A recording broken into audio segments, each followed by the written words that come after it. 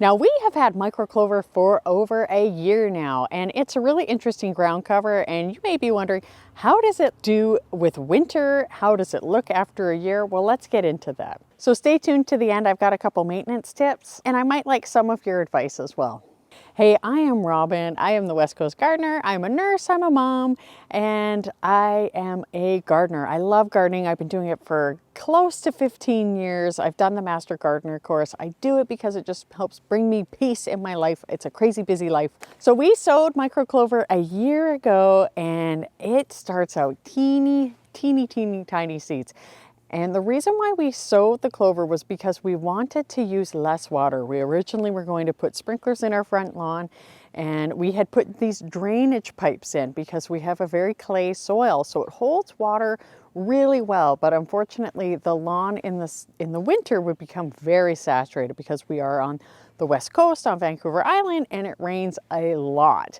And the yard would turn to soup, and the grass pretty much was dead. Unfortunately, it drains really well, and we do have issues with these lines, so I'll get to that in a minute. But that is not a reflection on the clover, that's a reflection on our yard. It's not a big deal though, because the clover is actually helping it, and I will get into that in a minute. So a month ago, our clover looked awful, and it was after winter. It was a little patchy, but it didn't look nearly as bad as it did last summer. So again, you have to give this plant some time to get its feet.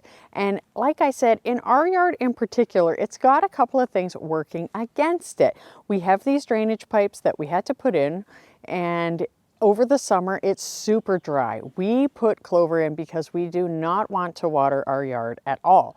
So we did initially when we first seeded it during any dry periods last spring, but it started growing really well in the summer, and luckily it did rain a little bit, which did help it along. But in the areas with the pipes, it just couldn't keep up with how dry it was. Like, it was 100% dry in those sections.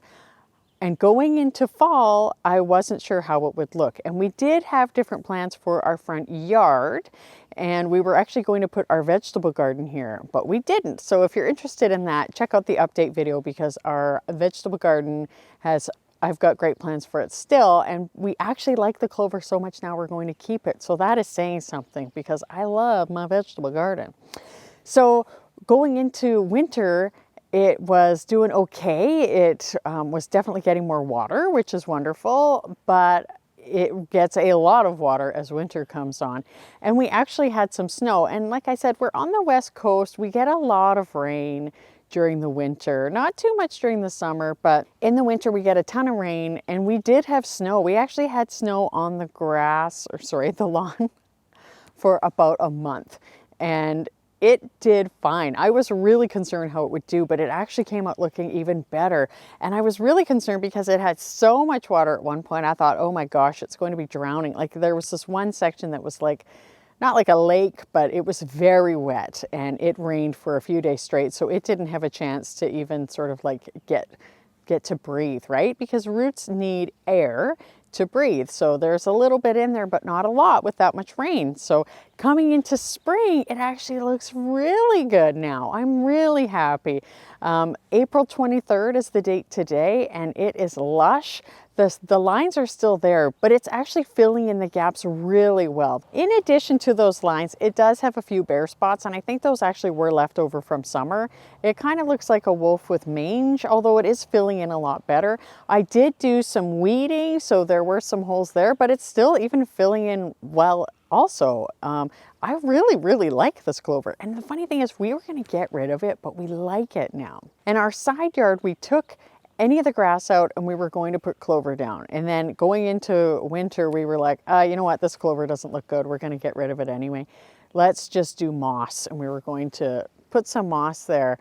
But now, looking at how good the clover looks, I have waffled a lot when it comes to the side yard.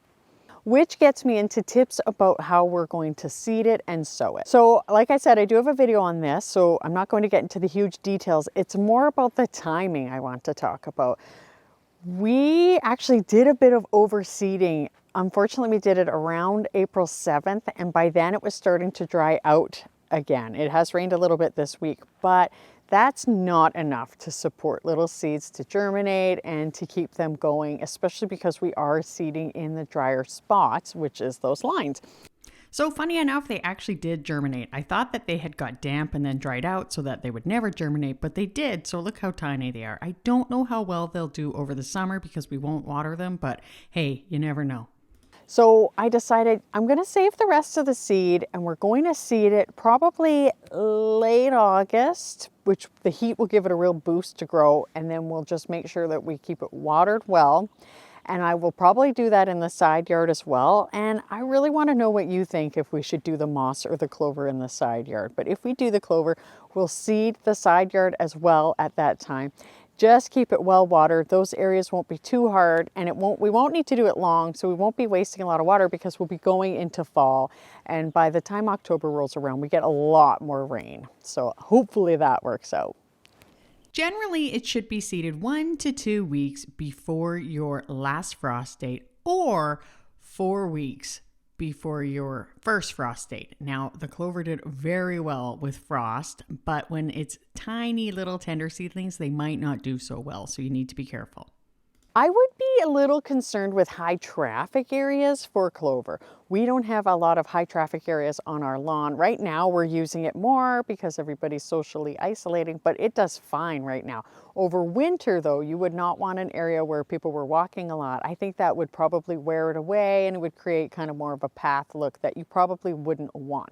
But the kids were playing on it with the snow and things. It did just fine. But overall, if you were wanting to put it in a high traffic area, you'd want to put a walkway in or maybe consider a different plant. I'm actually going to do a follow-up video for our side yard because we're going to make a nice circle and put in a fire pit there and probably clover.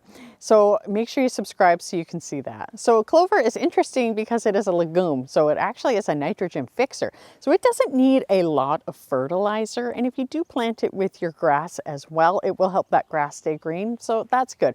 But you don't want to completely neglect it. So in the fall, we will do a slight small layer of compost, and that will help give it the nutrients that it needs. Now check out this playlist on my Micro Clover on the seeding and the tips we have. I think you'll find them really helpful, and it will give you some good ideas of why clover is good or maybe why you wouldn't want it. And check out this video here, which is our update on our garden plants. All right, see you soon. Happy gardening. Make sure you hit subscribe.